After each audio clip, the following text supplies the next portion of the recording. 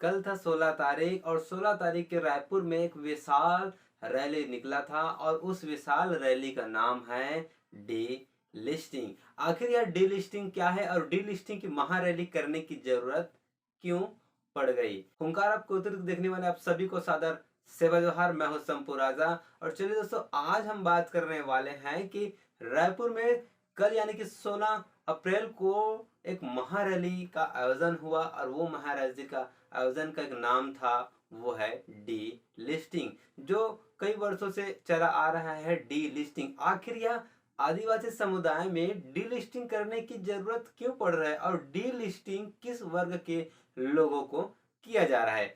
उसमें यह बताया जा रहा है कि जो आदिवासी हैं वो धर्म परिवर्तन कर रहे हैं, धर्म छोड़कर दूसरे धर्म में जा रहे हैं, उसको आदिवासी धर्म से दूसरे धर्म में जो जा रहे हैं उसको डिलिस्टिंग किया जा रहा है। मतलब कि उस समुदाय को छोड़कर किसी अन्य समुदाय में जा रहे हैं, उसको वहां से आरक्षण उसकी समाप्त करने की प्रक्रिया है, जिसको डिलिस्टिंग बताया गया है। अब बात समझने वाली यह है कि आदिवासी को जो अभी तक से उनको धर्म कोड मिला नहीं है, तो धर्म परिवर्तन करने वाली बात कहां से आ गई?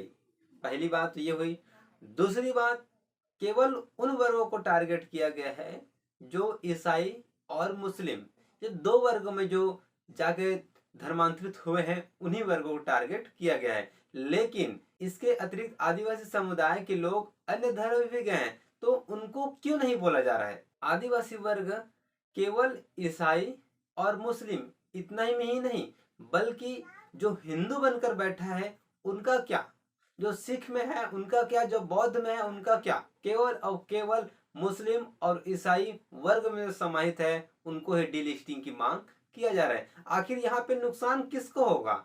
हम आदिवासियों को या उन वर्गों को जिनके वर्ग में हमारे सगा समाज धर्मांतरित हुए हैं? जरा सोचने वाली बात है, एक चिंतनीय विषय है जो आज डिलिस्टिंग डिलिस्टिंग डिलिस्टिंग कर मांग कर रहे हैं। ये तो रही डिलिस्टिंग की बात, लेकिन हमको ये समझना है कि आदिवासी समुदाय लोग दूसरे धर्म में गए क्यों, इसको सबसे पहले समझना है। यहाँ तो आरक्षण उनका रद्द कर दो, नौकरी पेशा समाप्त कर दो, ये बात है। चलिए ठीक है, आप बोल रहे हैं कि आदिवासी समुदाय के लोग अपनी रूढ़ी परंपरा रीति नीति सब कुछ छोड़कर दूसरे धर्म में चले गए, लेकिन फिर भी उसको आरक्षण का लाभ मिल रहा है, यही आपकी मांग है।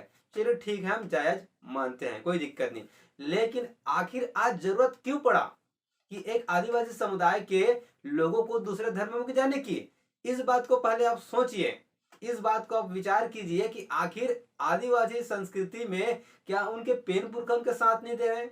क्या उनकी प्रकृति उनके साथ नहीं दे रहे हैं, या पंच बुढ़ादेव उनका साथ नहीं दे रहे? इस बात को पहले चिंतन मनन कीजिए कि आखिर आज आदिवासी समुदाय सबसे ज्यादा किस चीज से पीड़ित है, किस चीज से ग्रसित है। इन विषयों पर ध्यान नहीं दिया जा रहा है, बल्कि जो धर्मांतरित लोग डायरेक्ट उसको टारगेट करके सीधा उसका आरक्षण समाप्त करने की बात कही जा रही है।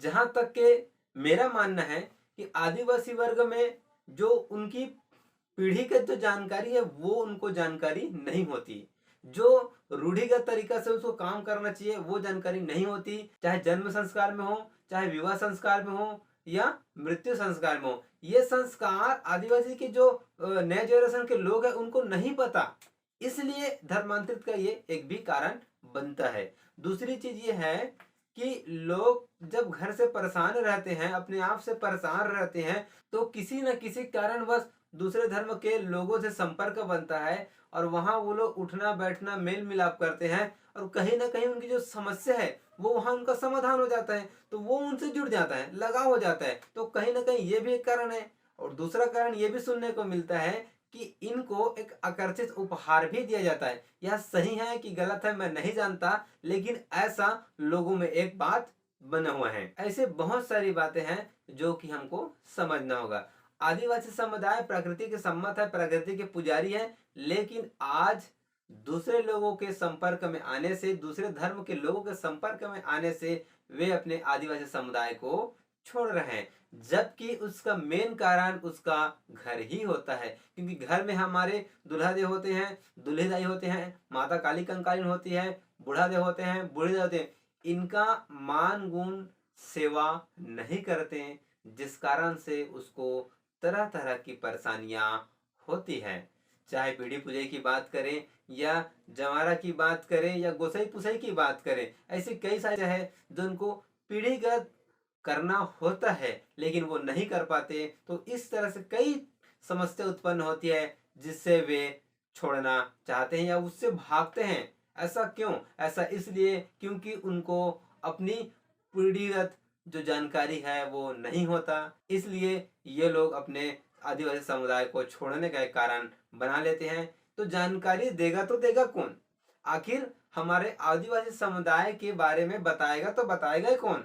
यही बात को आपको समझना होगा, यही बात को आपको जानना होगा। दोस्तों, अगर आप अपने आदिवासी समुदाय से हैं तो बिल्कुल अपने घर के प्रति, अपने घर के इष्ट देवी देवता के प्रति जानने की इच्छा रखें, जानने की ललक रखें, तभी आप आदिवासी संस्कृति को बचा पाएंगे। तो सगाजन, ये कुछ कारण डीलिस्टिंग का भी हो सकता है। जो मेरे मन में विचार आए मैंने बता दिया।